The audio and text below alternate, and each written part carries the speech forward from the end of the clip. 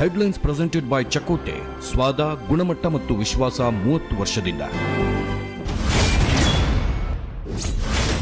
ಕೋಲಾರ ಬೇಡ ಅಂತ ರಾಹುಲ್ ಗಾಂಧಿ ಖರ್ಗೆ ಹೇಳಿಲ್ಲ. ನಾಳೆ ನಿರ್ಧಾರ ಹೇಳ್ತೀನಿ ಅಂದ್ರು ಸಿದ್ದರಾಮಯ್ಯ. ಕೋಲಾರದಿಂದಲೇ ಸ್ಪರ್ಧೆ ಮಾಡುವಂತೆ ಬೆಂಬಲಿಗರ ಪಟ್ಟು.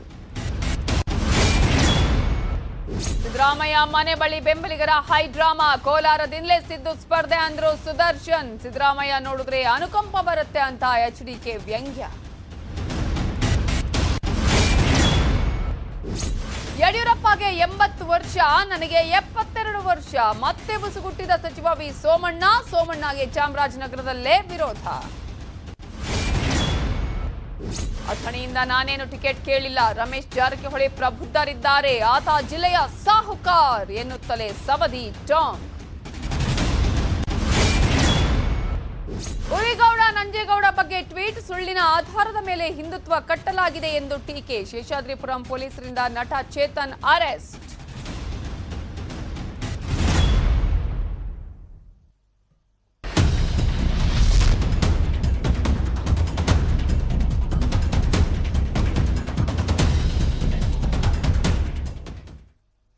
ನಮಸ್ಕಾರ, ಮಧ್ಯಾಹ್ನ ಅಗ್ರವಾರ್ತೆಗೆ ಸ್ವಾಗತ. ನಾನು ನವಿತಾ ಜೈನ್. ಕ್ಷೇತ್ರದ ಬಗ್ಗೆ ಅಡ್ಡ ಗೋಡೆ ಮೇಲೆ ದೀಪ ಇಟ್ಟಿದ್ದಾರೆ ಸಿದ್ದರಾಮಯ್ಯ ಅವರು.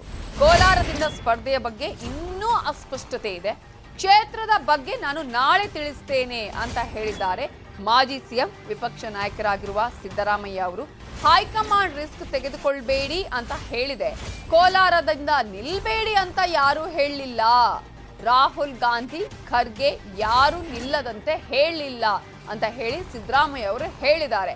ಈಗ ನಿಲ್ಬೇಡಿ ಅಂತ ಹೇಳಿಲ್ಲ, ರಿಸ್ಕ್ ತೆಗೆದುಕೊಳ್ಬೇಡಿ ಅನ್ನೋದನ್ನ ಹೇಳೋದಾದ್ರೆ ಹಾಗಾದ್ರೆ ಅದರ ಮಾತಿನ ಅರ್ಥ ಏನು? ರಾಜ್ಯ ಸುತ್ತಾಡಿ ಪಕ್ಷವನ್ನ ಅಧಿಕಾರಕ್ಕೆ ತರಬೇಕು, 1% ಕೂಡ ರಿಸ್ಕ್ ಬೇಡ ಅಂದಿದ್ದಾರೆ ಅಂತ ಹೇಳಿ ಬೆಂಬಲಿಗರಿಗೆ ಈ ರೀತಿಯಂತಹ ಮಾತನ್ನ ಹೇಳಿ ಹೊರಟಿದ್ದಾರೆ ಸಿದ್ದರಾಮಯ್ಯ.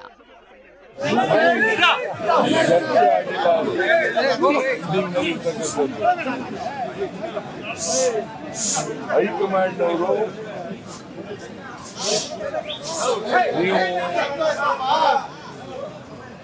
1% ಕೂಡ ರಿಸ್ಕ್ ತಗೋಬಾರದು ಅಂತ ಹೇಳಿದ್ದಾರೆ ಅಷ್ಟೇನೆ. ಅದು ಬಿಟ್ಟರೆ ಬೇರೆ ಏನು ಹೇಳಿಲ್ಲ. ನಿಂತ್ಕೊಳ್ಳಿ ಅಂತಾಗಲಿ ನಿಂತ್ಕೋಬೇಡಿ ಅಂತಾಗಲಿ ಏನು ಹೇಳಿಲ್ಲ. ಸುಮ್ಮನೆ ಅಪಪ್ರಚಾರ ಆಗ್ಬಿಟ್ಟದೆ.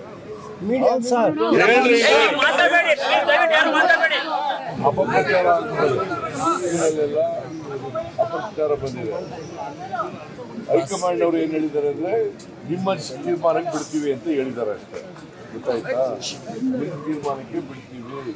ಕ್ಷೇತ್ರದಲ್ಲಿ ಅಲ್ಲೇ ಕಟ್ಟಾಕ್ಲಿಕ್ಕೆ ಪ್ರಯತ್ನ ಮಾಡ್ತಾ ಇದ್ದಾರೆ.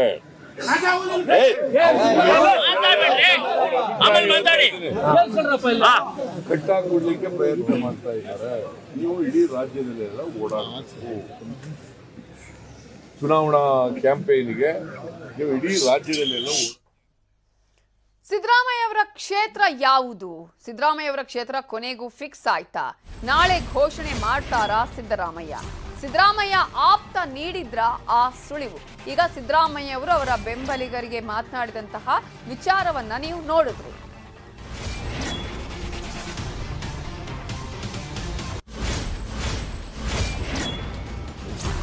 ಕೋಲಾರದಿಂದಲೇ ಸಿದ್ದರಾಮಯ್ಯ ಅವರು ಸ್ಪರ್ಧೆಯನ್ನ ಮಾಡೋದು ಖಚಿತಾನ? ಬೆಳಗಾವಿಯಲ್ಲಿ ರಾಹುಲ್ ಗಾಂಧಿ ಅವರ ಜೊತೆ ಚರ್ಚೆ ಆಗಿದೆ ಇದೇ ವಿಚಾರಕ್ಕೆ ಸಂಬಂಧಪಟ್ಟ ಹಾಗೆ. ಸಿದ್ದರಾಮಯ್ಯ ಅವರ ಆಪ್ತ ಸುದರ್ಶನಿ ಹೇಳಿಕೆಯನ್ನ ಕೊಟ್ಟಿದ್ದಾರೆ. ಪೂರ್ವದಲ್ಲಿ ಸೂರ್ಯ ಹುಟ್ಟೋದು ಎಷ್ಟು ಸತ್ಯವೋ ಅದೇ ರೀತಿ ಕೋಲಾರದಲ್ಲಿ ಸಿದ್ದು ಅವರ ಸ್ಪರ್ಧೆ ಅಷ್ಟೇ ಸತ್ಯ. ಸಿದ್ದರಾಮಯ್ಯ ಅವರ ಆಪ್ತರಾಗಿರುವ ಸುದರ್ಶನಿ ಹೇಳಿಕೆಯನ್ನ ಕೊಟ್ಟಿದ್ದಾರೆ. ಹಾಗಾದ್ರೆ ಸಿದ್ದರಾಮಯ್ಯ ಅವರು ಕೋಲಾರದಲ್ಲೇ ಸ್ಪರ್ಧೆಯನ್ನ ಮಾಡ್ತಾರಾ? ಆ ಕ್ಷೇತ್ರದಲ್ಲೇ ತಾನು ಅಭ್ಯರ್ಥಿಯಾಗಿ ಕಂಟೆಸ್ಟ್ ಮಾಡ್ತಾರ? ಸಿದ್ದರಾಮಯ್ಯ ಅವರು ಬಂದು ಅವರೇ ಹೇಳ್ತಾರೆ. ನಿನ್ನೆ ರಾಹುಲ್ ಗಾಂಧಿ ಅವರು ಬೆಳಗಾವಿ ಬಂದಿದ್ದಾರೆ. ಈ ಸೂರ್ಯ ಪೂರ್ವದ ದಿಕ್ಕಿನಲ್ಲಿ ಉದಯಿಸೋದು ಎಷ್ಟು ಸತ್ಯನೋ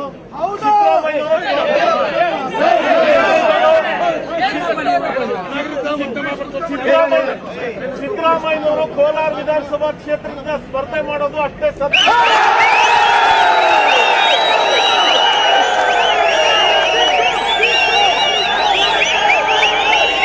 ಸಿದ್ದರಾಮಯ್ಯನವರು ಬಂದು ಅವರೇ ಹೇಳ್ತಾರೆ. ನಿನ್ನೆ ರಾಹುಲ್ ಗಾಂಧಿ ಗಾಂಧಿ ಅವರು ಬೆಳಗಾವಿ ಬಂದಿದ್ದಾರೆ. ಈ ಸೂರ್ಯ ಪೂರ್ವದ ದಿಕ್ಕಿನಲ್ಲಿ ಉದಯಿಸೋದು ಎಷ್ಟು ಸತ್ಯನೋ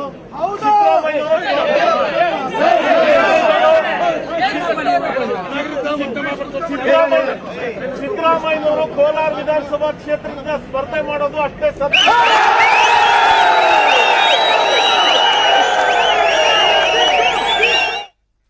ಇದರ ಬಗ್ಗೆ ಇನ್ನಷ್ಟು ಡೀಟೇಲ್ಸ್ ಕೊಡೋದಕ್ಕೆ ನಮ್ಮ ಪೊಲಿಟಿಕಲ್ ಬ್ಯೂರೋ ಹೆಡ್ ಆಗಿರುವ ಚಿದಾನಂದ ಪಟೇಲ್ ನೇರ ಸಂಪರ್ಕದಲ್ಲಿದ್ದಾರೆ. ಚಿದಾನಂದ ಪಟೇಲ್, ಈಗ ಸಿದ್ದರಾಮಯ್ಯ ಅವರು ಒಂದು ಸ್ಪಷ್ಟತೆ ಕೊಟ್ಟಿಲ್ಲ. ಅವ್ರು ಹೇಳ್ತಾ ಇರೋದು ರಿಸ್ಕ್ ತೆಗೆದುಕೊಳ್ಬೇಡಿ ಅಂತ ಹೇಳಿದ್ದಾರೆ, 1% ರಿಸ್ಕ್ ತೆಗೆದುಕೊಳ್ಬೇಡಿ ಅಂತ ಹೇಳಿದ್ದಾರೆ ಅನ್ನುವ ಮಾತನ್ನ ಹೇಳ್ತಾರೆ. ಈಗ ಅವರ ಎಲ್ಲಿಂದ ಸ್ಪರ್ಧೆ ಮಾಡ್ತಾರೆ ಅನ್ನೋದು ಫಿಕ್ಸ್ ಆಯ್ತಾ? ಕೋಲಾರದಿಂದನೇ ಸ್ಪರ್ಧೆ ಮಾಡ್ತಾರಾ ಸುದರ್ಶನ್ ಅವರು ಅವರ ಬೆಂಬಲಿಗರಿಗೆ ಹೇಳಿದ ರೀತಿಯಲ್ಲಿ? ನವಿತಾ ಜೈನ್ ಕಾಂಗ್ರೆಸ್ ಹೈಕಮಾಂಡ್ ನಡೆಸಿರ್ತಾರೆ ಕೂಡ ಕೋಲಾರ ಕ್ಷೇತ್ರ ಸಿದ್ದರಾಮಯ್ಯನವರಿಗೆ ಸುರಕ್ಷಿತ ಅಲ್ಲ ಅಂತ ಒಂದು ರಿಪೋರ್ಟ್ ಆಗಿರೋದು.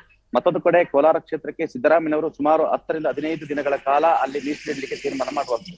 ಈ ಒಂದು 10 ರಿಂದ 15 ದಿನಗಳ ಕಾಲ ಕೋಲಾರ ಒಂದೇ ಕ್ಷೇತ್ರದಲ್ಲಿ ಮೀಸಲಿಟ್ಟರೆ ಇಡೀ ರಾಜ್ಯವನ್ನ ಸುತ್ತಾಡಬೇಕು, ಇಡೀ ರಾಜ್ಯಾದ್ಯಂತ ಅನೇಕ ಕ್ಷೇತ್ರಗಳಲ್ಲಿ ಸಿದ್ದರಾಮಯ್ಯನವರು ಪ್ರಚಾರವನ್ನು ಮಾಡಬೇಕು. ಕೇವಲ ಕೋಲಾರಕ್ಕೆ ತಮ್ಮ ಪ್ರಚಾರನ ಮೀಸಲಿಟ್ಟರೆ ಬೇರೆ ಬೇರೆ ಕ್ಷೇತ್ರಗಳಲ್ಲಿ ಅನ್ಯಾಯ ಆಗುತ್ತೆ ಅನ್ನೋದು ಹೈಕಮಾಂಡ್ ಲೆಕ್ಕಾಚಾರ. ಮತ್ತೊಂದು ಕಡೆ ಸ್ವತಃ ಸಿದ್ದರಾಮಯ್ಯರು ಕೂಡ ಕೋಲಾರದ ಅನೇಕ ಅಲ್ಲಿರ್ತಕ್ಕಂಥ ಗ್ರಾಮೀಣ ಭಾಗದ ಮತದಾರರ ಮೇಲೆ ನಂಬಿಕೆ ಇಲ್ಲ. ಮತ್ತೊಂದು ಕಡೆ ಎಲ್ಲೊಂದು ಕಡೆ ಜಾತಿ ಆಧಾರಿತವಾಗಿ ಕೂಡ ಎಲ್ಲೊಂದು ಕಡೆ ಸಿದ್ದರಾಮಯ್ಯನವರಿಗೆ ಒಕ್ಕಲಿಗರು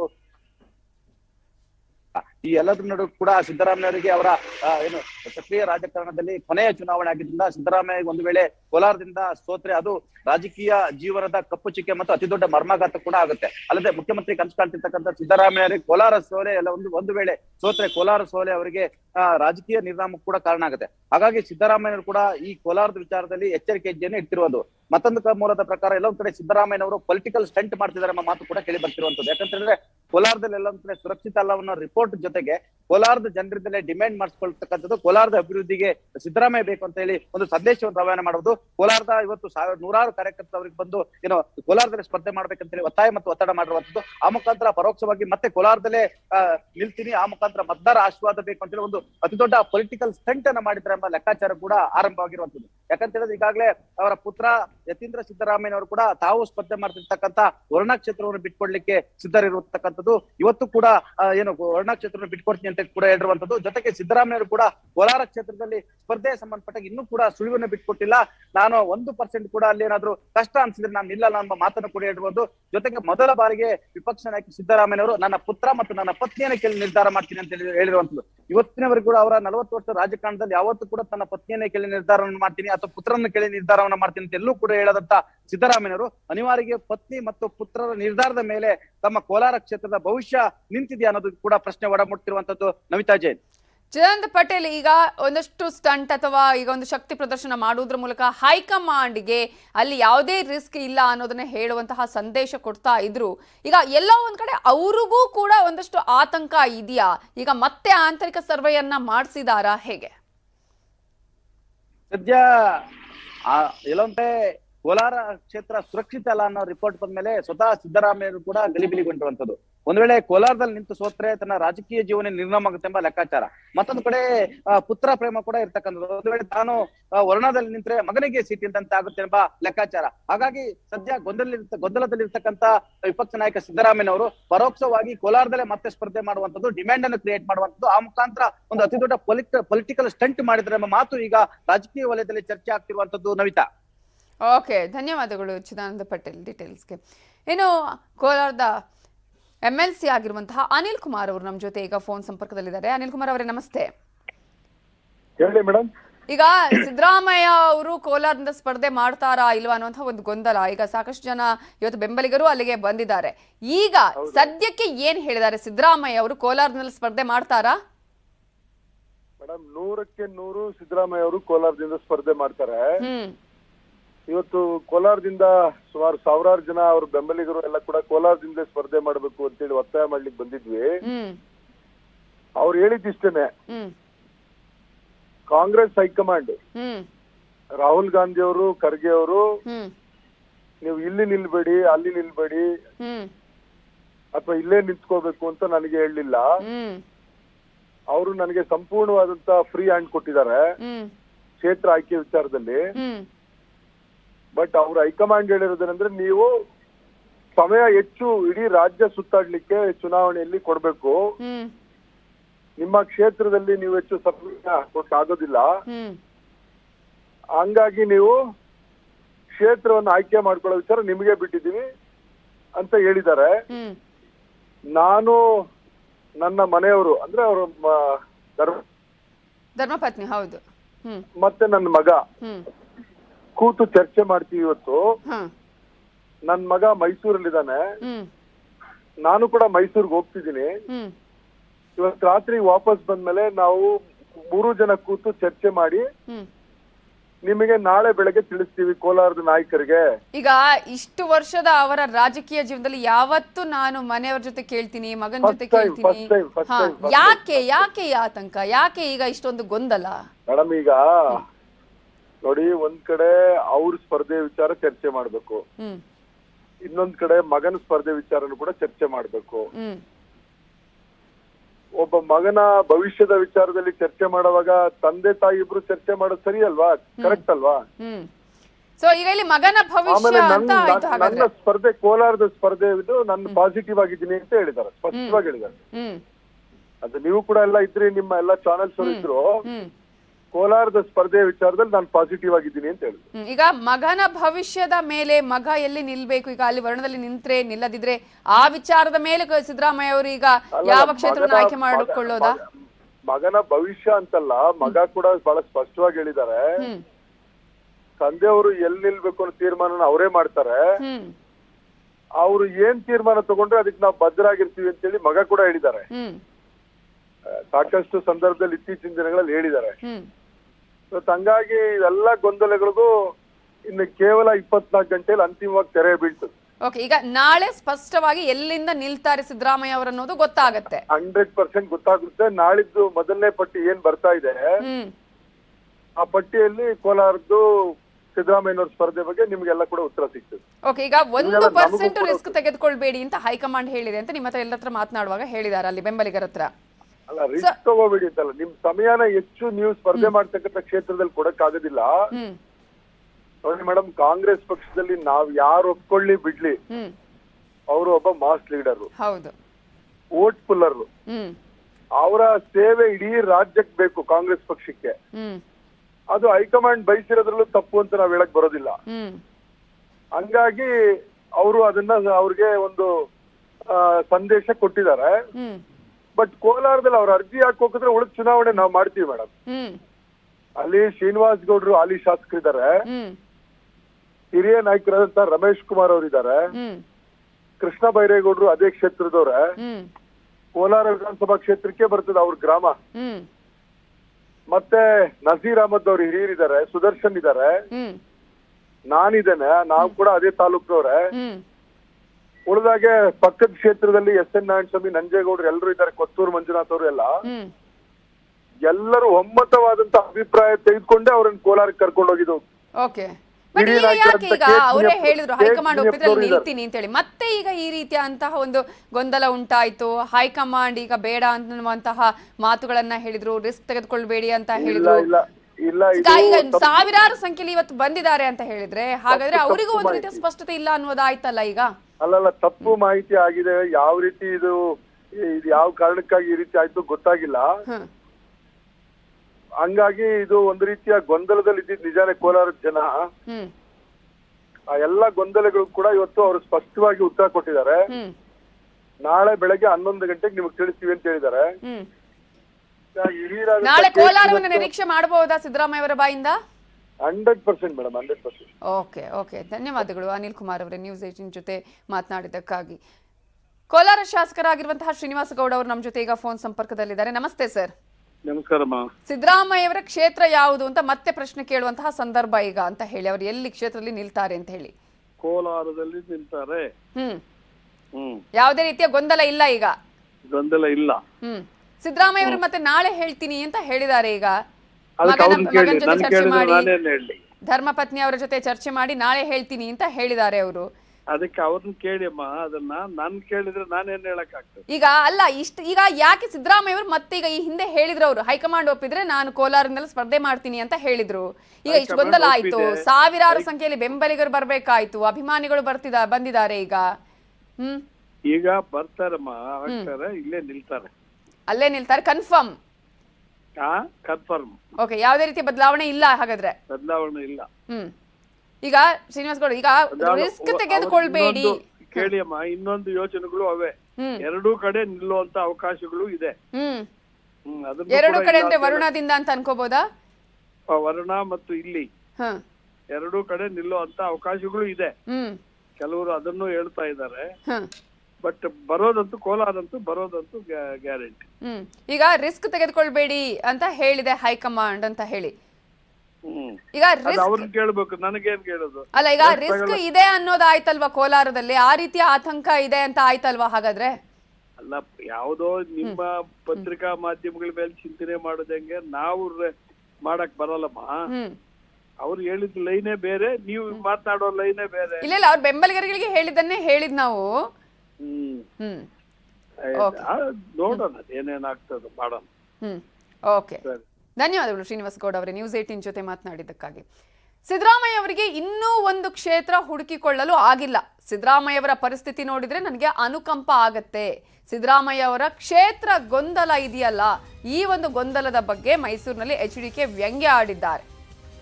ಸಿದ್ದರಾಮಯ್ಯ ಇಟ್ಟಿಲ್ಲ ಅವರನ್ನು ಹೈಕಮಾಂಡ್ ಹೇಳಿದ್ದಾರೆ ಅಂತ ರಿಪೋರ್ಟ್ ನೋಡಿದ್ದು ನಾನು. ಹೈಕಮಾಂಡ್ ಅಲ್ಲಿ ಬೇಡ, ಸೇಫ್ ಇಲ್ಲ ಅಂತ ಹೇಳಿ ಹೈಕಮಾಂಡ್ ಅಡ್ವೈಸ್ ಮಾಡಿದ್ದಾರೆ ಅಂತಕ್ಕಂಥ ಪತ್ರಿಕೆಯಲ್ಲಿ ನೋಡಿದೆ ನಾನು. ಇರ್ಬೋದು, ಹೈಕಮಾಂಡ್ ಹೆಸರೇಳೆ ಹಿಂದೆ ಸೇರಿದಿರ್ಬೋದು.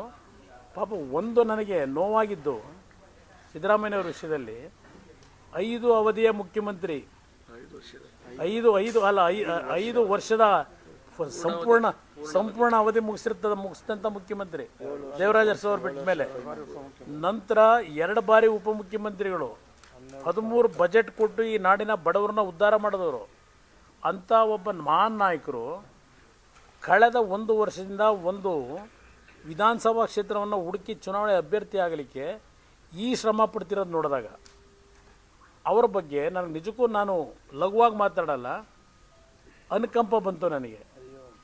ಭಾಳ ಜನಕ್ಕೂ ಅನುಕಂಪ ಬಂತು. ಏನಪ್ಪ, ಇಂಥ ಒಬ್ಬ ವ್ಯಕ್ತಿ ಇನ್ನೂ ಸಹ ವಿಧಾನಸಭೆ ಚುನಾವಣೆಯಲ್ಲಿ ಎಲ್ಲಿ ನಿಲ್ಲಬೇಕು ಅನ್ನೋದನ್ನು, ಅವ್ರು ಎಲ್ಲಿ ಗೆಲ್ತೀನಿ ಅಂತಕ್ಕಂಥ ಒಂದು ಅವರಲ್ಲೇ ವಿಶ್ವಾಸದ ಕೊರತೆ ಇದು ನೋಡಿದಾಗ, ಈ ಹಲವಾರು ಭಾಗ್ಯಗಳ ಕೊಟ್ಟಿದ್ದೇನೆ ಈ ರಾಜ್ಯದ ಜನತೆಗೆ ಅಂಥ ನಾಯಕರಲ್ಲಿ ಈ ಪರಿಸ್ಥಿತಿ ಬಂದರೆ ಪಾಪ ಸಣ್ಣ ಪುಟ್ಟ ಅಭ್ಯರ್ಥಿಗಳಾಗೋ ಪರಿಸ್ಥಿತಿ ಏನಾಗಬೇಕು? ಮತ್ತಷ್ಟು ಅಪ್ಡೇಟ್ಸ್ ನೋಡೋಣ ಬ್ರೇಕ್ ಆದ್ಮೇಲೆ. Welcome back. CM Basavaraj Bommai ಇವತ್ತು ವಿಜಯಪುರ ಜಿಲ್ಲಾ ಪ್ರವಾಸವನ್ನ ಮಾಡ್ತಾ ಇದ್ದು, ಮುದ್ದೇಬಿಹಾಳ ಕ್ಷೇತ್ರದ ನಾಲತವಾಡ ಪಟ್ಟಣದಲ್ಲಿ ವಿವಿಧ ಅಭಿವೃದ್ಧಿ ಕಾಮಗಾರಿಗಳಿಗೆ ಚಾಲನೆಯನ್ನ ಕೊಟ್ಟಿದ್ದಾರೆ. ಈಗಾಗಲೇ ಮಾತನಾಡ್ತಿದ್ದಾರೆ, ನೇರ ಪ್ರಸಾರವನ್ನ ನೋಡೋಣ. ಕೊಡುವಂತ ವ್ಯವಸ್ಥೆಯನ್ನ ಮಾಡಿದೆ. ಅದೇ ರೀತಿ ಇವತ್ತು ಸಾಲ, 0 ಬಡ್ಡಿ ಸಾಲ 3 ಲಕ್ಷಕ್ಕೆ ಸೀಮಿತ ಇತ್ತು, ಅದನ್ನು 5 ಲಕ್ಷ ರೂಪಾಯಿಗೆ ಇವತ್ತು ನಾನು ಹೆಚ್ಚಿಸಿದ್ದೇನೆ.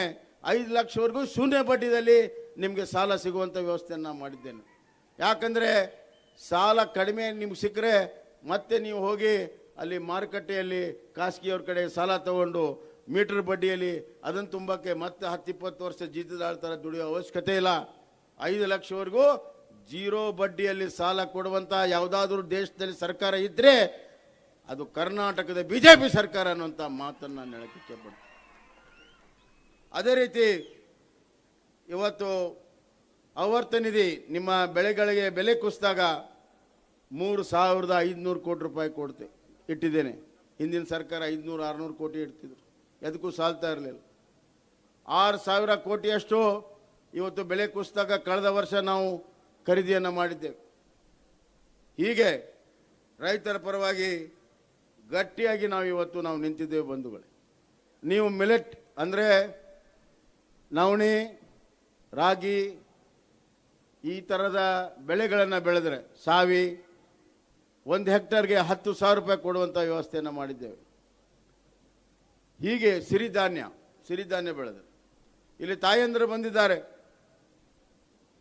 ಕಳೆದ ವಾರ 10,000 ಸ್ತ್ರೀ ಶಕ್ತಿ ಸಂಘಕ್ಕೆ ನಾನು 1 ಲಕ್ಷ ಕೊಟ್ಟು ಒಟ್ಟು 5 ಲಕ್ಷ ರೂಪಾಯಿ ಒಂದೊಂದು ಸಂಘಕ್ಕೆ ಕೊಡುವಂಥದ್ದಕ್ಕೆ ಬ್ಯಾಂಕ್ನಿಂದನೂ ಕೂಡ ಅನುಮತಿಯನ್ನು ಮಾಡಿ ಅವ್ರ ಕಡೆಯಿಂದ ಉತ್ಪಾದನೆಯನ್ನು ಮಾಡಿಸಿ ಮಾರುಕಟ್ಟೆಯನ್ನು ಜೋಡಿಸಿ ಪ್ರತಿ ತಿಂಗಳು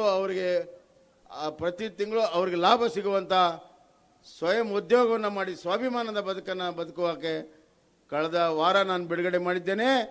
ನಾಳೆ 23ನೇ ತಾರೀಕು ಮತ್ತೆ 10,000 ಸ್ತ್ರೀಶಕ್ತಿ ಸಂಘಕ್ಕೆ, ನಾನು ಒಟ್ಟು 20,000 ಸ್ತ್ರೀಶಕ್ತಿ ಸಂಘಕ್ಕೆ ನಾನು ಬಿಡುಗಡೆಯನ್ನು ಮಾಡ್ತಾ ಇದ್ದೇನೆ. ಇಷ್ಟು ದೊಡ್ಡ ಪ್ರಮಾಣದ ಹಣ ಸ್ತ್ರೀಶಕ್ತಿಯ ಸಂಘಗಳ ಮುಖಾಂತರ ಉತ್ಪಾದನೆಯನ್ನು ಮಾಡಿಸುವಂಥ ಯಾವುದೇ ಯೋಜನೆ ಯಾವುದೇ ರಾಜ್ಯದಲ್ಲಿಲ್ಲ. ಅದನ್ನು ನಿಮ್ಮ ಬಸವರಾಜ ಬೊಮ್ಮಾಯಿ ಮಾಡಿದ್ದಾನೆ ಅನ್ನುವಂಥ ಮಾತನ್ನು ನಾನು ಹೇಳಕ್ಕೆ ಇಚ್ಛೆಪಡ್ತೀನಿ. ಅದೇ ರೀತಿ ಯುವಕರಿಗೆ ಸ್ವಾಮಿ ವಿವೇಕಾನಂದ ಯೋಜನೆಯನ್ನು ಮಾಡಿದ್ದೇನೆ. ಅದನ್ನು 23ನೇ ತಾರೀಕು ಸುಮಾರು 6,000 ಒಟ್ಟು 12,000 ಯುವ ಶಕ್ತಿಯ ಕೇಂದ್ರಗಳಿಗೆ ಹಣವನ್ನು ಬಿಡುಗಡೆ ಮಾಡ್ತಾ ಇದ್ದೇನೆ. ಅವ್ರಿಗೂ 5 ಲಕ್ಷ ರೂಪಾಯಿ ಯೋಜನೆಗಳನ್ನು ಮಾಡಿದ್ದೇನೆ. ಅವ್ರಿಗೂ ಮಾರುಕಟ್ಟೆ ಜೋಡಣೆಯನ್ನು ಮಾಡಿದ್ದೇನೆ.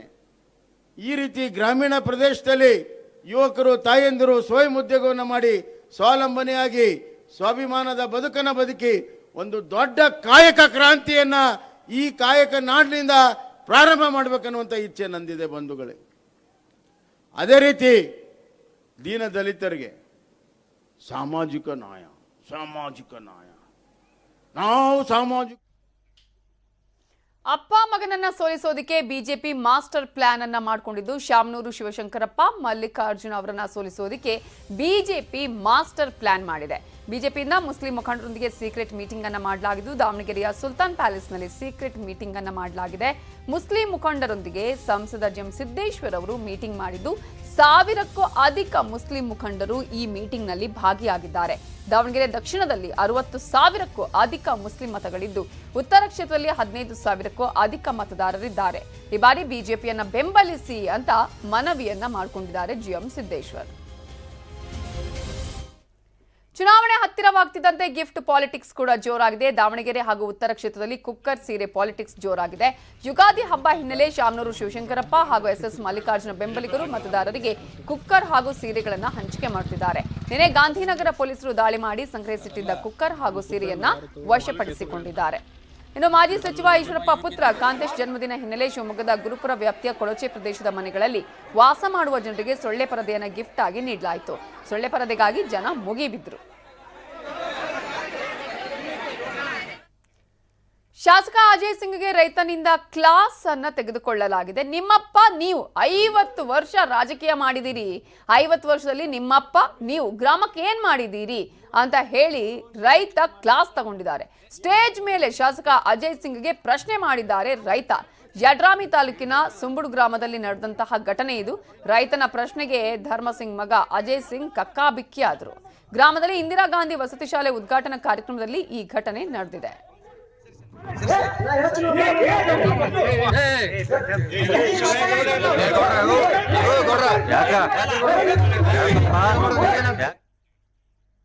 ಚುನಾವಣೆ ಘೋಷಣೆಗೂ ಮುನ್ನವೇ ಗದಗ ಜಿಲ್ಲಾಡಳಿತ ಭರ್ಜರಿ ಬೇಟೆಯಾಡಿದೆ. ಗದಗ ಜಿಲ್ಲೆಯಾದ್ಯಂತ ಚೆಕ್ ಪೋಸ್ಟ್ ಸ್ಥಾಪಿಸಲಾಗಿದ್ದು 4 ಕಿಲೋ ಬಂಗಾರದ ಆಭರಣವನ್ನ ಜಪ್ತಿ ಮಾಡಲಾಗಿದೆ. ಬಾಂಬೆಯಿಂದ ಗದಗಕ್ಕೆ ತರ್ತಾ ಇದ್ದ ಚಿನ್ನಾಭರಣವನ್ನ ವಶಕ್ಕೆ ಪಡೆಯಲಾಗಿದ್ದು ಮಾರ್ಚ್ 15ರಂದು ದಾಖಲೆ ಇಲ್ಲದ 4 ಕೆಜಿ ಚಿನ್ನವನ್ನ ಸಾಗಿಸಲಾಗ್ತಾ ಇತ್ತು. ಮಹಿಪಾಲ್ ಜೈನ್, ಅಭಿಷೇಕ್ ಜೈನ್ ಅನ್ನುವರಿಗೆ ಸೇರಿದ 1,75,00,000 ಮೂಲದ ಚಿನ್ನಾಭರಣವನ್ನ ಪೊಲೀಸರು ವಶಕ್ಕೆ ಪಡೆದಿದ್ದಾರೆ. ಇನ್ಫ್ರಾ ಮಾರ್ಕೆಟ್ ಅರ್ಪಿಸುವ ವೆದರ್ ರಿಪೋರ್ಟ್ ನೋಡೋಣ.